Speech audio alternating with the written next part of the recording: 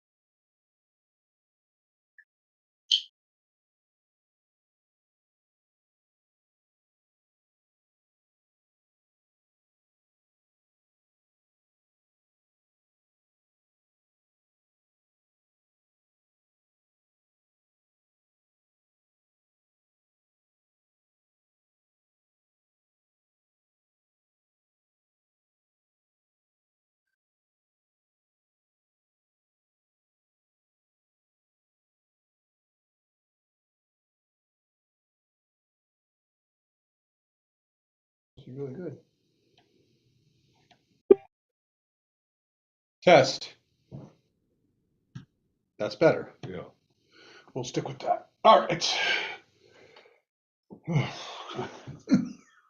Oof. Nice to see you guys. We're gonna obviously wait a few more minutes before we start. So you had said to Are we us, in history? I mean, what is the time frame that we're in? For this, Yes, it's there's no, it's no longer chronological. I mean, so last week we went back a little bit. I mean, we're going chronologically through the text, but last week, and it had gone chronological, and now it's kind of going back, it went back a little bit, but it's pretty much just going to stay around the same period, which is the time of Akiva, the time of, it's going to be that generation. Okay. What the people known as the Tanaim. Tanaim, that's the Second. well, yeah, the second temple, after the destruction of the second temple, but the people who were at the time of composing the Mishnah. Yeah. And then you have the Amoraim, who are the people who in Babylon are then discussing what the people from the Mishnaic period, the Tanaim, so the Amoraim are the next group that are discussing what happens from the Tanaim. And then you actually have a third group called the Saboraim, who are the ones who then kind of compiled all the Talmud together. It's kind of like a last group. But this then is after Akiva, who died, let's say, in the Bar Kokhba rebellion? yeah, no, so what we're doing today, Yes. it's actually going to be before and contemporaneous. No, excuse me. What we did last week was before. I see. What we're going to do this week is we are going to, it's going to be contemporaneous. Maybe part of it's a little bit before, but for the most part, I think from now on, it's going to always be around the time of Akiva, the Tanaim. Oh my God, look at what Karen just left us with a shot of her chair. Yeah. In Sorry, forgot to pick up my papers before I got settled. It's just the chair is occupying the entire screen. I mean, you manage how you managed to do that, right? Which is that have just the chair in the screen. You did. It's a big chair, and I put the laptop on the floor.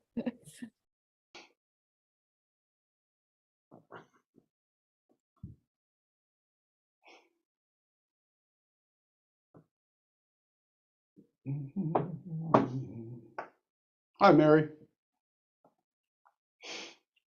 Nice to see you. How are you? Good, thank you very much. Oh, you know, it looks, Mark, when you're on the camera, it appears as if the jacket or the like fleece that you're wearing is kind of like Jim's kind of fishing vest there. Because say something. Yes, I'm. Now you look like it. Doesn't it look like you're wearing a vest with the? Yes, it Well, does. Jim and I coordinated. That's right. You guys didn't get the email, you know. It's because it's only picking up the like from your Yeah. sternum up, Right. and so you see that it looks like you're wearing, Right. you know. Looks like a shooting vest. It's shoulder patches. Yeah. Right, that's Yeah, true it too. Right. So tell me about this owl thing. So the owl is like is a camera, okay, and it has 360 camera on it. So anyone who talks, it immediately goes to them. So I'm going to shut up and Hello? Can you Hello? notice the Hello? owl is looking at me? No, Karen, not you and me. Move down the table and it'll look at me, and then there you go. there you go. And- And now I just talked and it came back to me and Bob. Good evening, everyone. Now There you Bob go. comes on. So it basically it identifies the person who's speaking. Right, but the funny thing is, you have to know that Jim and Bob and I, when we look at the rabbi, we look to you like we're looking at you, but when we look at the screen to see you, it looks like you're. Right. And in this room also is, by the way, it'll follow me, as you can see, and it just followed me around. And we're looking at the TV screen with the people on it. Yeah, And so everyone is obviously around the table here. So it's just kind of like what it does is it enables us to kind of make people who are watching feel like they're kind of more in the room with Well, us. the eyes don't move at all. The eyes of this owl thing. Yes. That's So when I am talking now, it should be coming out of your TV, but the owl's not picking that up. No, Wait, say again? Oh, If no. I'm talking, isn't the sound coming from the TV?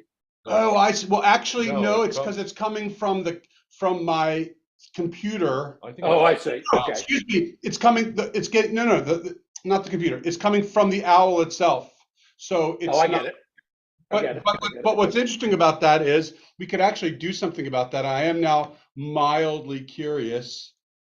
Can't show a picture I'm of the- sorry, folks. Oh, it doesn't have. You can't see. Right. If we had the speaker be the Jabra.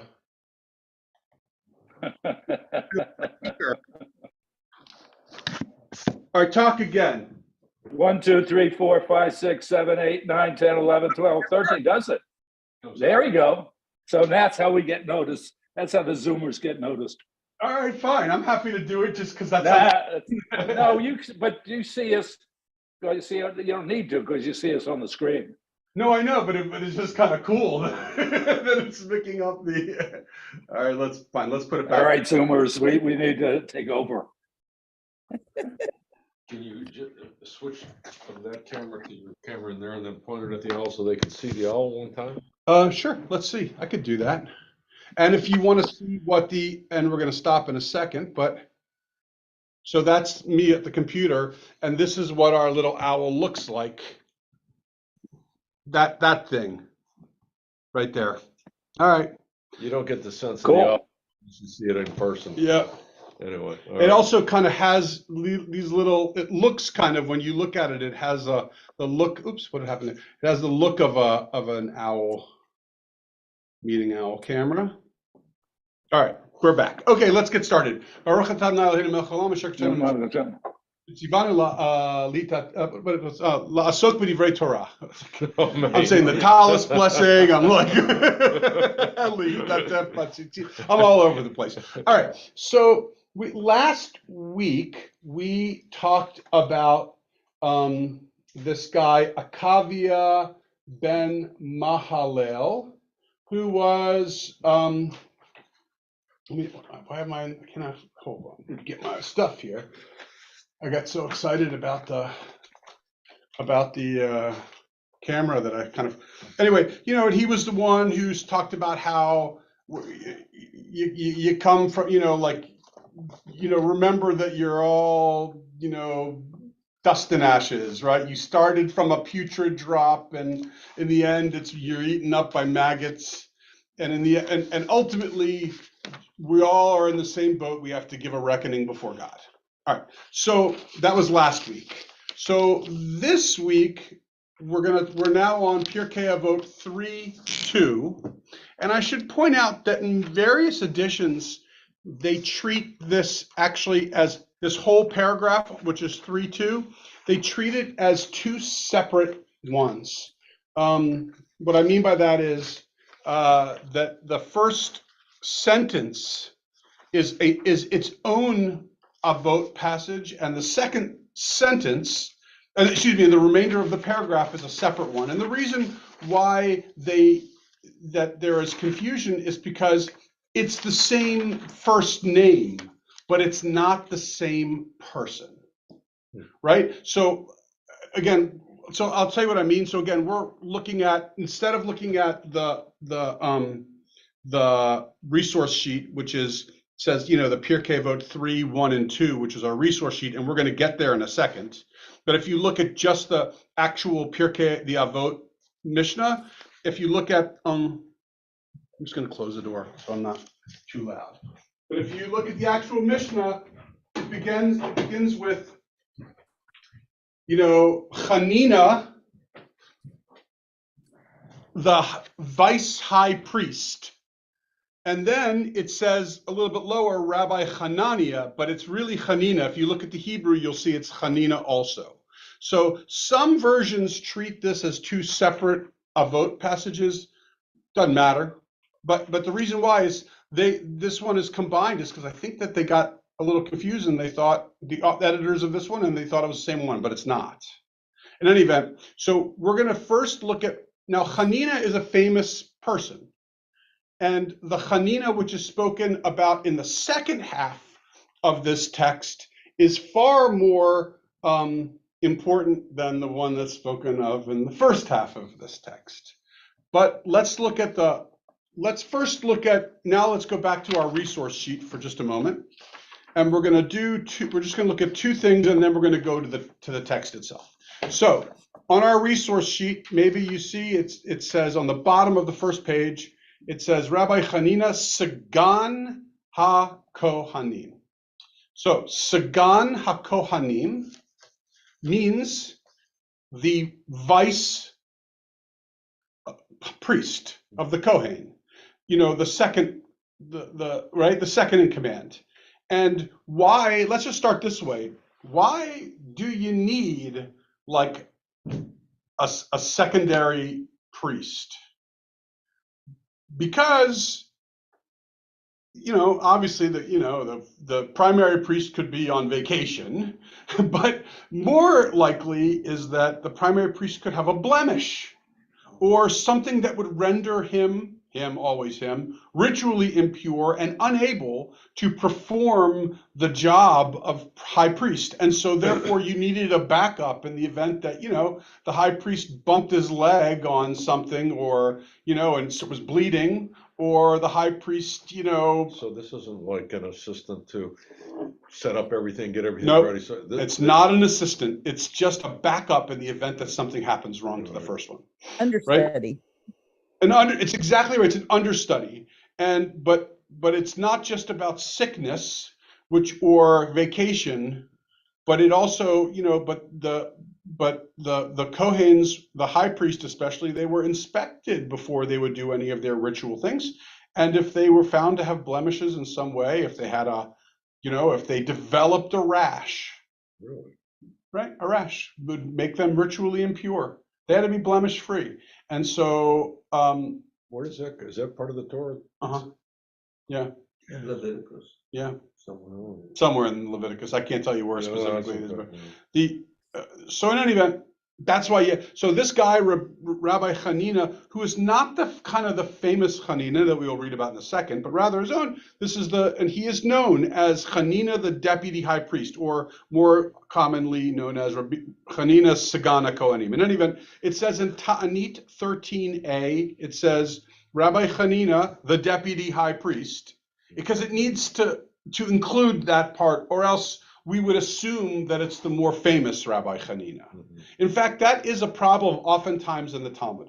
Look, people have the same names, a bunch of Shimons, there's a bunch of Yochanans, right? And far more, and so therefore, lots of times we just don't know which one it's talking about. And sometimes we figure it out based on context clues, right? If Yochanan is talking to Reish Lakish, it's not referring to Yochanan ben Zakkai. It's referring to Yochanan who was living in Tiberias, in 300 CE or 270, 300 CE. And so you kind of figure it out based upon who they're talking with. But sometimes you just have no idea. But fortunately, in this particular case, they identify him as S'gan HaCohanim. Anyway, he said, the mourning for the house of our God, the holy temple, is worthy of the loss of ritual immersion once a year. And it's, and I pointed this out just to kind of give you a little context for, okay, so he was the vice high priest, which means he was before the time of Akiva because he was living at the time when the temple was still standing. There was no official priesthood after the temple was destroyed. So this is all happening 70 and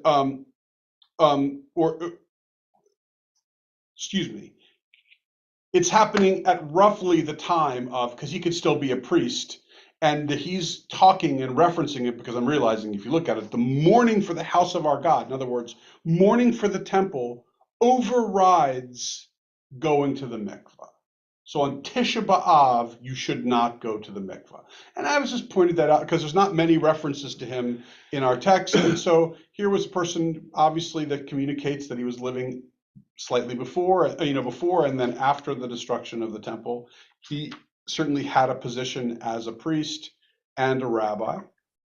And he was the type of person, by the way, who thought that sometimes it's okay to skip kind of these obligatory immersions in the mikvah when there is a higher reason why you shouldn't go to it.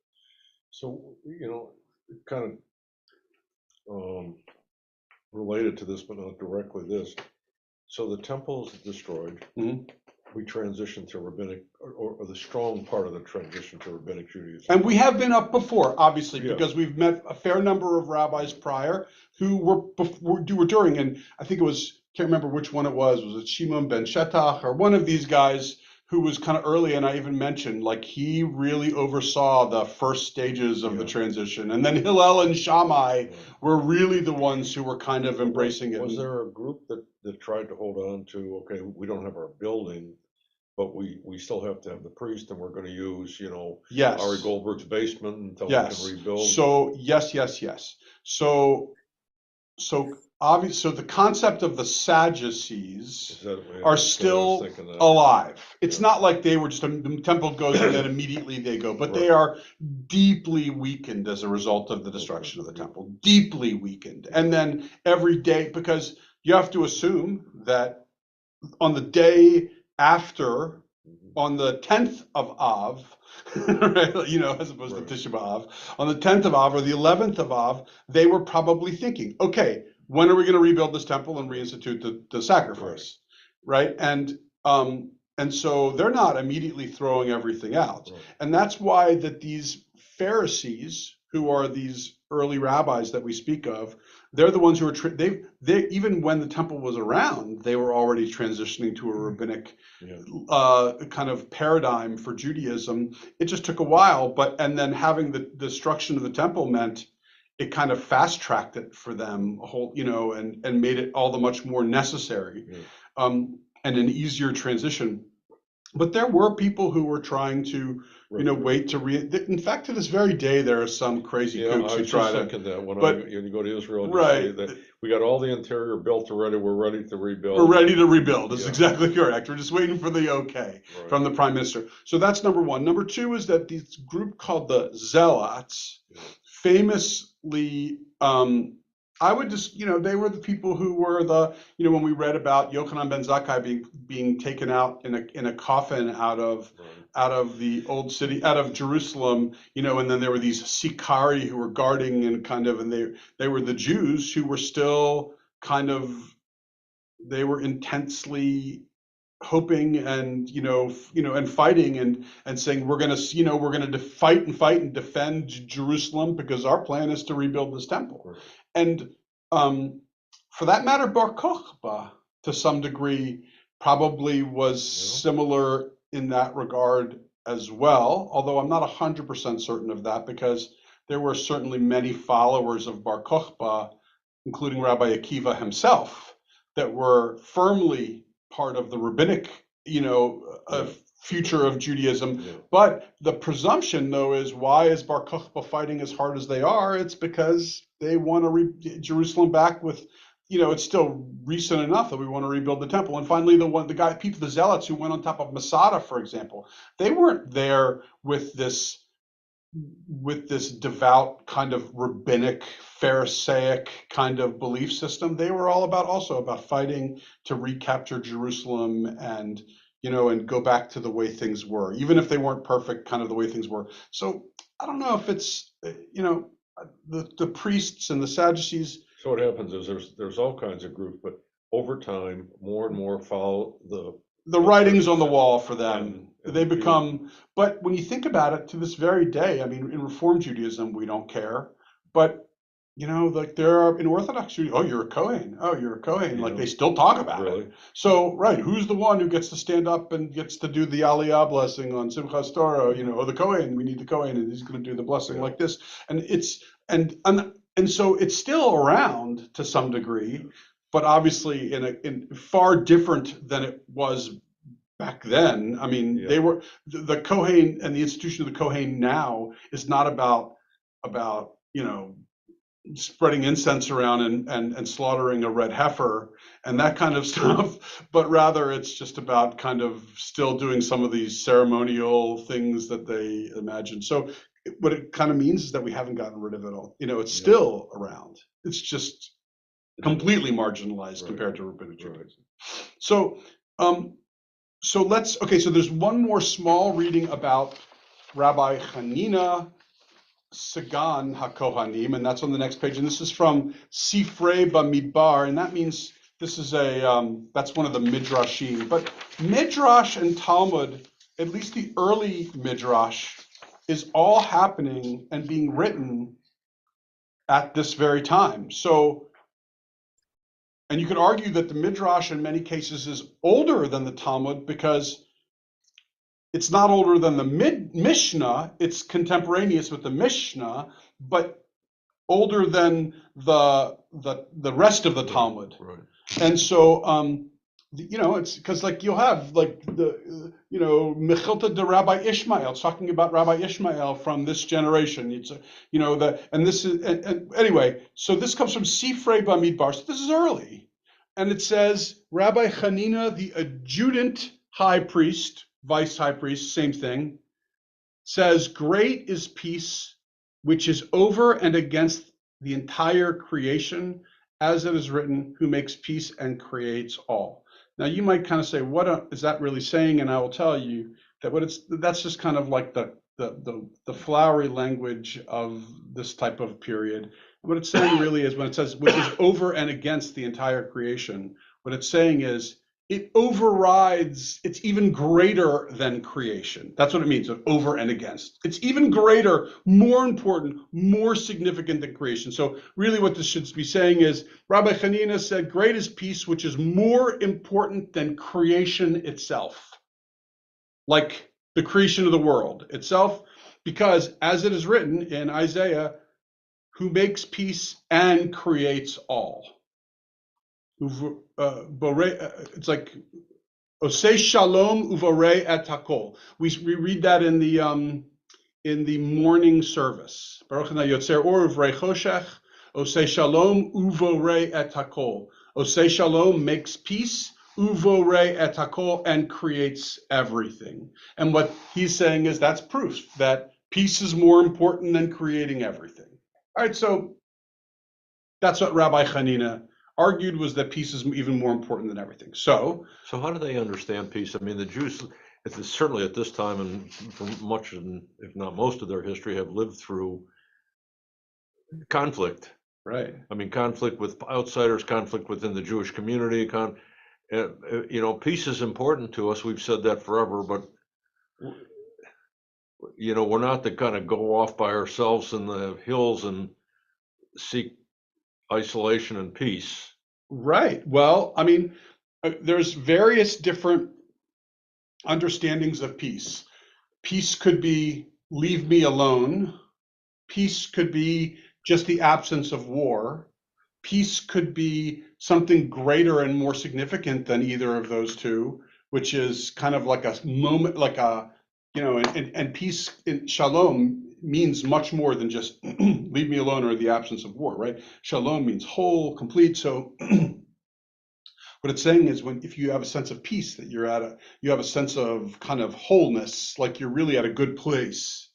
And I think that is where they're driving at here. But let's take a look at what Hanina, the high priestess, is saying in the Mishnah, in our text, because it's kind of interesting, right? It says, and it kind of plays on one of those three themes. It says, Rabbi Hanina, the vice high priest, said, pray for the welfare of government, for were it not for the fear it inspires, every man would swallow his neighbor alive. Now, it is not cannibalism, I know. right? But it's, He's saying if we didn't have government to keep us in line, we would revert to the anarchy. Anarchy, yeah. Anarchy. It's Thomas Hobbes. I don't know if right? It's the philosopher Hobbes, right? Karen is smiling and nodding because she was thinking the same thing. She's like, oh yeah, I know Hobbes, right? But it's Hobbes. He's the one who didn't he write about how that we have like a contract like with government, which is that they prevent anarchy, even if we disagree with. I think this is what Hobbes said. I mean, you probably all know this much better than I do, but I think Hobbes was even saying, even if we disagree with the government, it's still we need it. Its very presence enables there to be some sort of rules that at least we may disagree with, but at least we know we follow. Otherwise, life is nasty, poor, brutish, and short. Is that what he says? Yes. Yeah. Yeah, Hobbes believes that humans have no moral compass unless there are predetermined rules to say what actions are good or bad. Right. Yeah. You never do. It's like, I remember watching, I don't know if you saw of course, everyone saw it. Now, the question is, I don't know if you remember this part of it. Schindler's List. In the movie Schindler's List, I remember there being the scene in which Amon Goth, commandant, right, thank you, of the camp, he has his Jewish kind of worker who he is attracted to kind of in the basement, and you can tell that he is, about to rape her, but he loves her, or kind of has this kind of attraction to her. It's more, anyway, and she says something, she says, if only there were rules that I could know that were, this is wrong and this is right to do, and if I do it this way, then I will be able to avoid suffering. And she said, but I don't even know what the rules are to avoid suffering, right? It's a very, and it's like, and this, that's what Hobbes is. Because It's he was arbitrary. arbitrary. He shot that girl in the red. Right. It's like at any moment he could be, you're supposed to be open to my advances. You're supposed to stay away from me because you're vermin. You're supposed to, you're supposed to be not for sure not heard and for sure not seen. Or, you're supposed to make sure I know when you walk in the room. It's either way. And she was kind of saying is I don't even know what I'm supposed to do because everything is so arbitrary. And I think that's what Hobbes said too, which is that whether or not you agree with the rules, that it's the rules which kind of keeps from anarchy. And Hanina S'gan HaCohanim says, pray for the welfare of government. And he's talking about the Romans. Of all people, we should pray for the Romans, as sickening as that might be to them. For were it not for the fear it inspires, and it is fear, every man would swallow his neighbor alive. Because at least they respect these Romans and the government that they've created. Oh, I thought he was talking about the rabbis as the governing authority of the Jews. Wow, maybe. I read it as talking about the Romans, but it could be the rabbis, but I think it's the Romans. I don't think that the rabbis. Well, the only reason I think the rabbis engendered fear. Right. Sometimes maybe they did, but not enough. Not like the Romans. Right, not enough. And they certainly didn't. I don't think the rabbis, caused anyone to. I don't think the absence of rabbinical oversight caused anarchy. Okay.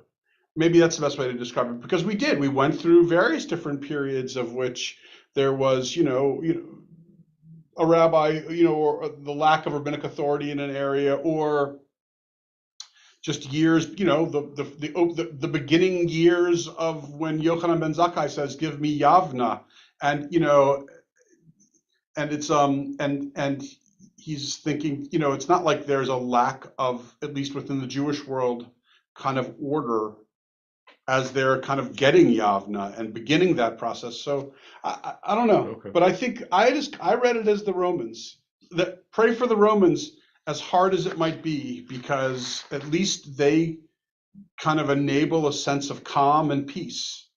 And here's the same guy, by the way, who said, in that other text, great is peace. It's even greater than the creation of the world.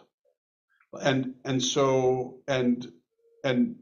you can kind of, and so you kind of imagine the person that he was, that he probably was a person who just felt really uncomfortable when, he was like a monumentally OCD rabbi and vice Kohen, because he just needed things to be in order. He felt uncomfortable when there wasn't order to things. Kind of an interesting way of looking at it. So the next part of this, text, it says Rabbi Hananiah, but it's not, because again, if you look over in the Hebrew, pretty much to the right of it, so 4 lines down, third and fourth word over from the right, it says, it has 2 words and then a period, and then it says rabbi, and then you can see it's chet with a patach or a chataf patach underneath it, which is cha, and then a nun with a dot, which is chirik, chanina. Its word is chanina. So they've miswritten his name in English. And maybe the reason why they did it was because they were trying to distinguish one from the other or not. But this is a completely different Rabbi Hanina. Now we're talking about Rabbi Hanina, who is an absolute contemporary of Rabbi Akiva. And we're going to read a couple of the stories about Hanina in our little resource guide here. So he was not the vice high priest. This is now not the vice priest. We are talking about a different person who's living 100 years later. Now, and his name is Hanina ben Teradyon. I wrote Hananiah, but it's Hanina. And so the first reference to him comes from Sanhedrin. Again, we're on the second page of this little resource sheet, just in case you're wondering. It says, The sages taught, the verse states, justice, justice shall you follow. This teaches that one should follow the sages to the academy where they are found. We've read this one before because we did it in introducing other scholars, right? Eliezer to Lod, Yochanan ben Zakkai to Beror Chayil, Yehoshua to Peki'in, Gamliel to Yavne, Akiva to Bnei Brak, and Rabbi Mattia to Rome, and after Rabbi Hananiah ben Teradyon to Sichne. The reason why it's dark is because I needed to copy it I made it red in my original, but didn't copy everyone's in color. So anyway, so that's red. That's why it just looks a little differently. Anyway, so Hanina to Sichne now, or Sichnin, it's also referred to as. And Sichnin, if you're just wondering where that is, it's about 15 miles, 20 kilometers or so west of Tiberias. And Rabbi Yossi to Sipori, Yehuda B'der to Netzavim, Yoshua to the exile, Rabbi Yehuda Nasi to Beit Sharim. But the point was, I'm just trying to show you about Hanina. And he, by the way, so he is considered part of that group of greats. Right? The Gamliels, the Yehoshuas, the Eliezers, the Yochanan ben Zakkais, the Akivas, and Hanina. So he's in that group, is what I'm trying to point out also. He's one of the great scholars of our people. So then Avodah Zarah 18:8. So it says, the sages taught. When Yossi ben Kisma fell ill, Rabbi Hanina ben Teradyon went to visit him. Rabbi Yossi ben Kisma said to him, Hanina, my brother, do you not know that this nation has been given rain by a decree from heaven? So he's saying, do you not know that we've done something to deserve having the Romans occupying this land? The proof is that Rome had destroyed God's temple and burned his sanctuary and killed his pious ones and destroyed his best ones, and it still exists. In other words, saying that if you have an institution, a country, a nation, or people who are killing our best, destroying God's temple, burning the sanctuary, killing the pious ones, and still they're around, God, I mean, it's like, what else could you do? Spit on the Torah. You know what I mean? It's like you basically picked everything, and the sages, the sanctuary, the temples destroyed, everything.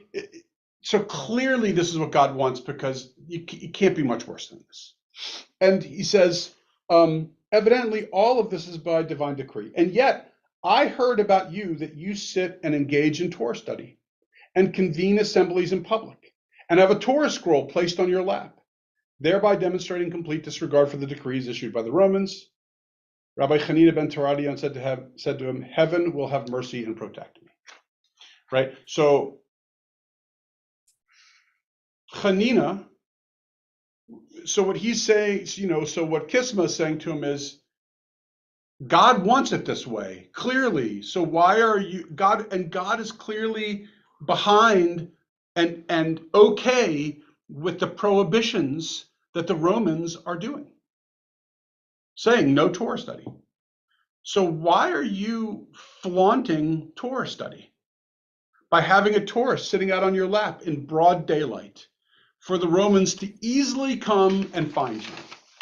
And he's like, heaven will have mercy.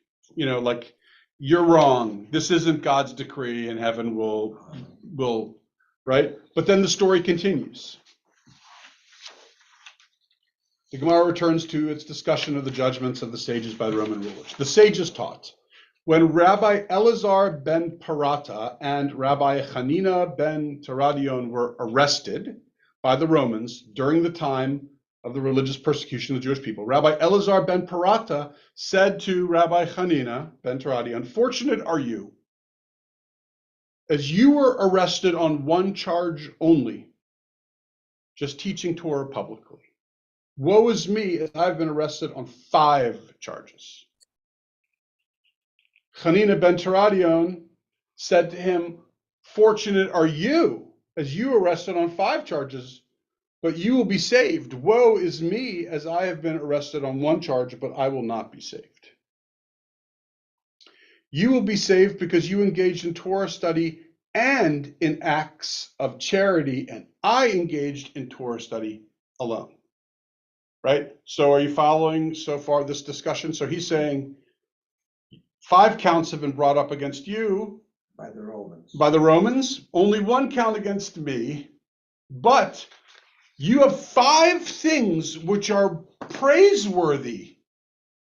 I only have 1 thing which is praiseworthy. Now, granted, of course, they're not talking about degrees. Like he could have been teaching Torah every day, all day long, but he's only being arrested on the charge of teaching Torah. And and this person could have taught Torah a couple times and done 4 times of tzedakah, but it's hardly those 5 things aren't equal to the way that Hanina dedicated himself. But either way, it doesn't matter. But so it's just all kind of for the purposes of just an exercise in these rabbis having a conversation. But it says the Gemara comments, and this is in accordance with the statement of Rav Huna, as Rav Huna says, anyone who occupies himself with Torah study alone is considered like one who does not have a God, as it is stated, now for long seasons Israel was without the true God, and without a teaching priest, and without the Torah. What is meant with without the true God? This teaches that anyone who engages in Torah study alone is considered like one who does not have a true God. So in other words, the Talmud is trying to teach a lesson in the midst of retelling the story of the woe of these 2 rabbis who are now languishing in prison. And Hanina is trying to reassure Elazar ben Parata that he's actually going to be saved by God because he's done 5 things and Hanina only 1. And now Huna later, reflecting on this story, Huna is now justifying Hanina's claim by saying, because this is, it's because study without acts is like you don't have a true God. Anyway, this story continues, and all this with a reason. The Romans brought Hanina ben Teradyon for judgment, and they said to him, why did you occupy yourself with the Torah? In other words, you knew it was against the law. Hanina ben Teradyon said to them, citing a verse. And so Hanina answers them with a quote, right? He says, as the Lord my God commanded me. And that's just the 1 line. The rest of it is, that we are commanded to teach them diligently to thy children and speak of them when thou sittest, and then the continuation of that verse is as God commands you. So in other words, he just references the last line, but the bigger part is that's connected to that line is you got to pass on this information, this law to the future. The Romans immediately sentenced him to death by means of burning. And they sentenced his wife to execution by decapitation, and his daughter, who was condemned to sit in a brothel. The Gemara explains that the divine decree that he should receive this punishment, he was sentenced to death by burning. So maybe that there are, I think it's 12 martyrs of the Jewish people, one of whom is Hanina. I mean, and they're spoken of, we have, we don't do it, but in more conservative and Orthodox settings, on Yom Kippur, there's a part of the day of Yom Kippur which is devoted to the telling of the stories of the martyrs of our people, of which Hanina is one.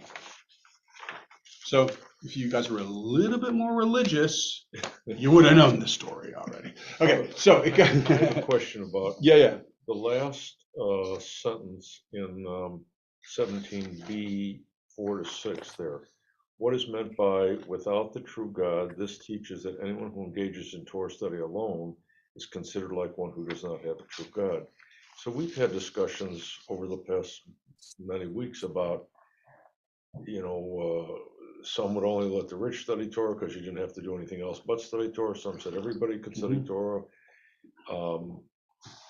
And the back and forth about the value, according to the Pirkei Avot, the value of a broad level of knowledge versus a narrow but deep, Yeah. level of knowledge. This seems to be saying that studying Torah alone is not. Yes. So, okay. So first of all, this is the Talmud referencing one of the people, but I still agree with you. But the quick answer to your question is, it does not matter. One thing contradicting another thing. 70 faces of the Torah, meaning that everything has 70 different interpretations, and you can, I talk about how if you bring up a controversial issue in modern politics, I can find a Talmud reference which will support both sides. If you like, Judaism is famous for being just, if you want to find something to prove your point, you'll be able to find it. Okay. So, and interestingly enough, it was Ramban, Nachmanides, and for those of you who were there for the Spain class, the first of the two, and he was the one who said, "Hey, you can't," saying to Geronimo de Santa Fe, "You can't do this in which you use one and then you use another and say, because it's just these people talking. The only thing you can really kind of point to if you really want to be about consistency is law, whatever the law is, and then we'll be completely consistent. But if you're just looking through the Talmud and saying this and that and how do they work, it's going to be very messy. And so that's the end. So we should, Nachmanides is here telling you, yeah, you're right. They both have different kind of opinions, and it gets a little messy, and the right one is the one that we're reading at that moment, right? It's like a best way to describe it. Whatever we're reading at that moment, that's the Jewish value. Okay. Anyway, the conclusion of the story. Oh, Jim, go ahead. You want to say something? Actually, this is a sort of reference to Rabbi Hosmer. At the end, a little bit after the Second World War, Richard Rubinstein, who was then a young rabbi, went and interviewed a German Lutheran Protestant, not Bonhoeffer who had died, but someone else, very well known, I forgot his name. And so and this man had resisted Hitler. He had gone to prison. He had spoken against Hitler, and later he supported the Jewish state of Israel. But he felt that the death of the 6 million in the Shoah was something that must have been intended by God. Otherwise, it would not have happened. And Rubinstein was absolutely shocked by this. So this man here says Rome was given this dominion by God. Oh, you're right. It's a good point. Yes. Yeah. Interesting. I think Rubinstein then said, after kind of his famous kind of beliefs after that was God was dead. And what he was saying, that was the institution of God is now dead, not God actually being dead. I think what he meant is that God is not all powerful. Right. He is good, but not all powerful. Yep. Yeah. So in any event, the continuation of this story is the last page. And by the way, if you follow, you could see, I mean, it was, and it is true that I kind of, I reordered them a little bit just for the sake of the story working, but also, and I kind of took out some verses here and there, but not because they weren't, just because they just weren't helpful for and I just didn't want to burden us with with some of the parts, but you can see Avodah Zarah 18:8, and then I went back to 18a, and now 17b I backtracked because they did the story out of order, and 17b, and now we're on 18a again. So in other words, it's all part of right there. I just kind of pieced it together a little differently. In any event, Avodah Zarah 18a, they brought him to be sentenced and wrapped him in the Torah scroll. This is Hanina. So they sentenced him to be burned. And what did they do? They wrapped him in a Torah scroll and encircled him with bundles of branches as they set fire to it. So they basically cooked him in a bonfire. And they brought tufts of wool and soaked them in water and placed them on his heart so that his soul should not leave his body quickly. I mean, it's grotesque that they basically didn't just want to kill him, that they wanted to make him suffer and die. This is the government. This is Rome, right? The Roman government. That we're praising. So No, that was the previous Hanina who said praise him 100 years earlier. But yes, you're right. I mean, so obviously, yeah, the same group. But he would die slowly and painfully. His daughter said to him, and by the way, his daughter is famous. His daughter is the wife of Rabbi Meir, and her name is Beruria. Oh, really? Beruria, Beruria. She's all in that Orchard book. Yeah. The famous Beruria. That's right, I know the name, yeah. Right? And because she was known for being, like that she would, stand up to the male rabbi. She's known as the brilliant woman who, in this book filled with men, that she was the woman who could hold her own in a debate with any of these people. Anyway, but it doesn't say her name is Beruria, but that's who it is. But she didn't go. She didn't go to the brothel then? She didn't go to the brothel? Oh, he had two daughters. One went to the brothel, one no. Okay, good thought. His daughter said to him, "Father, must I see you like this?" Rabbi Hanina said to her, "If I alone were being burned, it would be difficult for me. But now that I am burning along with the Torah scroll, he who will seek retribution for the insult accorded to the Torah scroll will also seek retribution for the insult accorded to me." In other words, it's possible maybe God may have been busy, instead of kind of noticing the fact that I'm being burned over here. But the fact that the Torah scrolls, that you burn the flag around me, that's a bigger deal. His students said to him, "Our teacher, what do you see?" Rabbi Hanina, again, because he's burning over here, he's in agony, but he's still alive.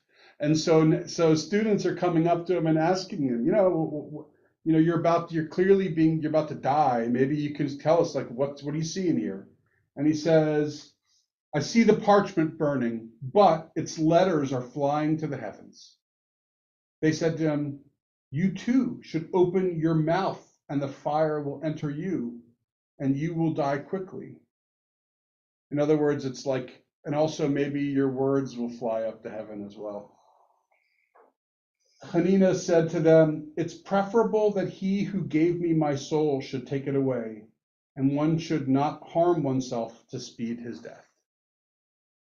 That, by the way, is obviously it's a relevant expression, because this says that you never should harm yourself so this would be against Kevorkian, right? And yet there's other things that you can find in the Talmud which would support it. I'm just trying to this is a perfect example of, we're just all over the place. So if I'm having lunch with some friends and I'm arguing with them, I could use my cell phone and quote. I need a quick quote that'll prove my point. Right, I can find it, right? Okay. Right. The executioner said to him, "My teacher, if I increase the flame and take off the tufts of wool from your heart, so that you will die sooner and suffer less, will you bring me to the life of the world to come?" So the executioner is realizing that he is killing right now an extraordinary human being, and he is kind of like whether he's experiencing the Torah words of the Torah scroll floating up into heaven, or he's kind of seeing just how many of his students are around him and still just kind of praising him even at this moment. And the executioner is starting to is to be turned to some degree. And he says, will you bring me to the life of the world to come? And Hanina said, yes. And so the executioner said, take an oath for me that what you say, in other words, promise me that what you say is true. Hanina took the oath for him, and the executioner immediately increased the flame and took off the tufts of wool from his heart, causing his soul to leave his body quickly. The executioner too leaped and fell into the fire and died. So like Hanina's last act was that he was able to convince someone else about the values of Judaism and brought him over and granted him life in the world to come as a result of him being a little bit more compassionate towards Hanina. So, obviously, Although it's weird because he just harmed himself. The executioner did exactly the thing that you weren't supposed to do by jumping in himself. True, but he didn't. I guess he didn't convert to Judaism. He just got the benefit of the world to come. But good point. That's a good point. So, in any event, let's take a look at the remainder of this Mishnah from Pirkei Avot 3:2, which is Hanina ben Teradyon and what he had to say. And he says, and by the way, this is kind of like famous. All these Mishnahs are famous. Anyway, he says, if two sit together and there are no words of Torah spoken between them, then this is a session of scorners. As it is said, nor sat he in the seat of the scornful, rather the teaching of the Lord is his delight. So what is this first piece saying? It's saying, if we go out to lunch, or we're just sitting around having coffee, or whatever it is, or we just meet each other up on the road, and we're not actually also having a word or two about Torah, then there's no purpose to us even having had a conversation. I think it's a little exaggeration, but hey, it's what he said. If you only talk about football. That's right. No, it's a good. That's the analogy. If all you do is talk about football or mindless things, and never of anything of substance, then it's a session of scorners. So you just changed it a little bit to make it at least something that I can more identify with. Right. To say something of substance, rather than Torah. Right. So to me, that's what he's talking about Torah, but I think we can kind of expand it to something of substance. Yeah. But because it makes more sense to us that way. But he's saying Torah. Yeah. And then he says, but if two sit together and there are words of Torah spoken between them, then the Shekhinah abides among them. The Shekhinah is the word for God's presence. It's kind of it kind of I don't want to say personifies, but at least makes God a little bit tangible, There's some sort of presence, and that you can experience God around you. And that's if when you are talking with someone and words of Torah are passing through. And when you think about it, now to bring in our second philosopher of the day, Hobbes being the first, but if you go to Martin Buber, right? Martin Buber at his core had some, beautiful things to say about relationships and about the way that relationships can be meaningful, right? He says that it's in his I, thou philosophy. He says that in our lives we have the capacity to interact with others in an I, it relationship or in an I, you, thou relationship. I, it is, it's not to say that the relationship doesn't have some substance, but it still is you seeing another person as not a you, but rather as like a means to an end, or and it doesn't mean that important things aren't being communicated, but it means that the way that you're relating with somebody is one which is still kind of, you're still all about you. And that other person may or may not be all about them, but the point is that what's not happening is some sort of symbiotic kind of energy that's kind of going between the two of you, in which you're both just really caring about the other person as a you and not as an it. And I talk with the kids in my confirmation class about this all the time, and I say, you know, when I was younger, when I was in high school, like I had some very close friends. I still have very close friends from my days in high school, and now I really care about them, and you know, as people. And but back in high school, I'm aware that like I depended on them for my social life, and that I was like, I cared about them very much, but I was using them as they were using me, right? Because they knew that we were spending time together. That gave us gravitas as we were kind of making our way through the social landscape of high school. And you know, and it was it. And there was no you there. There may have been moments of you, but it was pretty much just it. And what Buber says is that when you have true you relationships, in which you are just you're just experiencing the other person as a you, and sharing and caring deeply, and obviously I'm limiting it, but I'm just for the sake of then you bring God into your relationship, is what his ultimate thesis is that when you reach that you, then you're also bringing God into the relationship. And that's kind of like what's here. You know, it's like when you two people are together and you are engaging in Torah, then you're bringing God into it.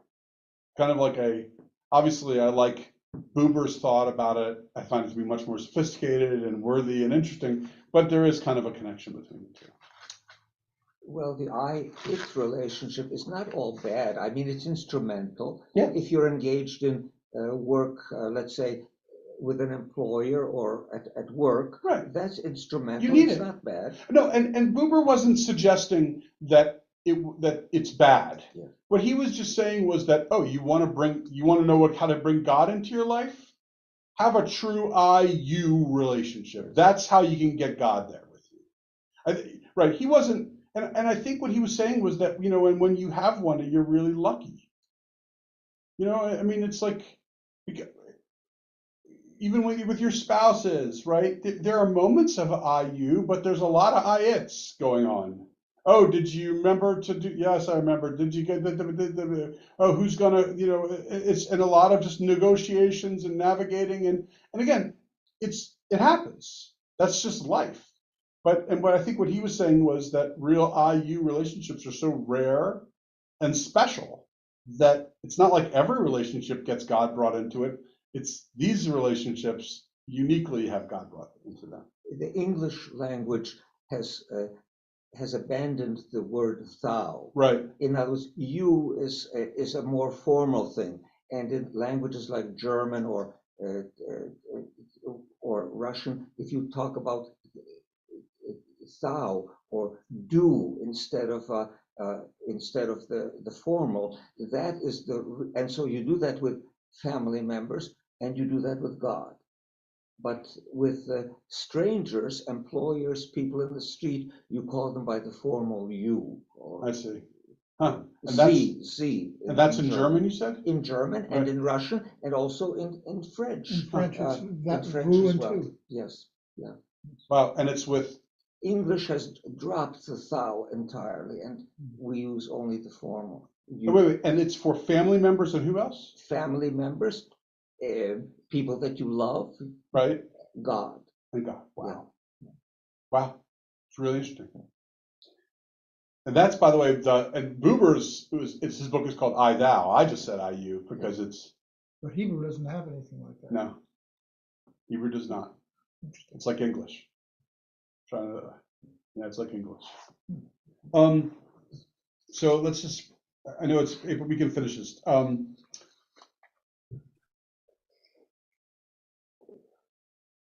if we skip just a couple lines down to after the Malachi, it's all just, it says, now I have no scriptural proof for the presence of the Shekhinah, being there when two are there together and studying Torah, except among two, how do we know that even one who sits and studies Torah, the Holy One, blessed be he, fixes his reward, as it is said, though he sit alone and meditate in stillness, yet he takes a reward unto himself.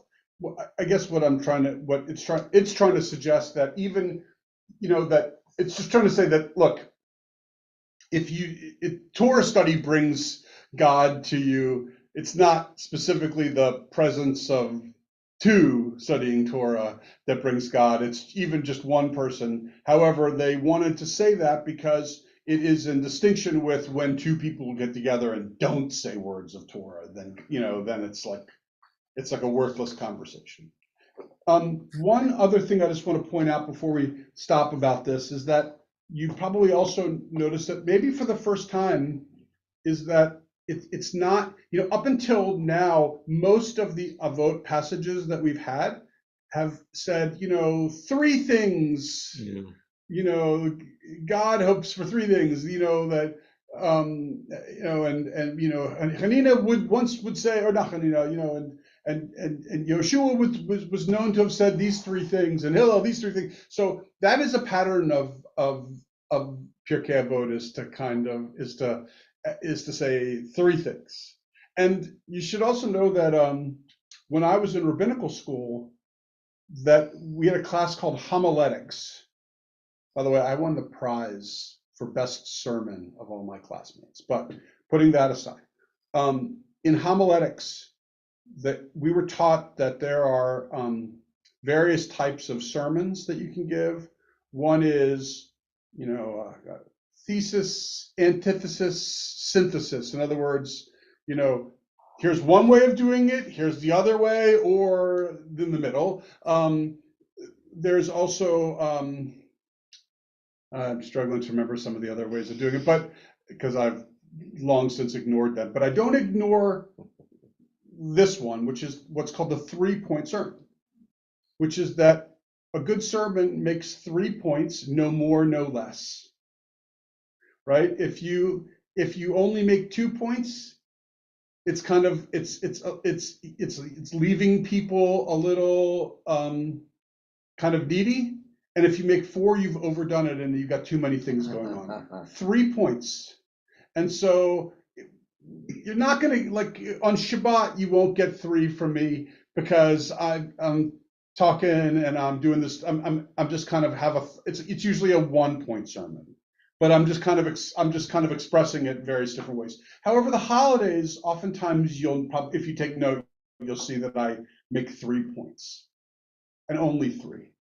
And it's because it's the famous 3-point sermon, and I wonder if that this is not just something which was part of my homiletics class at Hebrew Union College, but also kind of like an understood maxim of public speaking is you make 3 points. But nonetheless,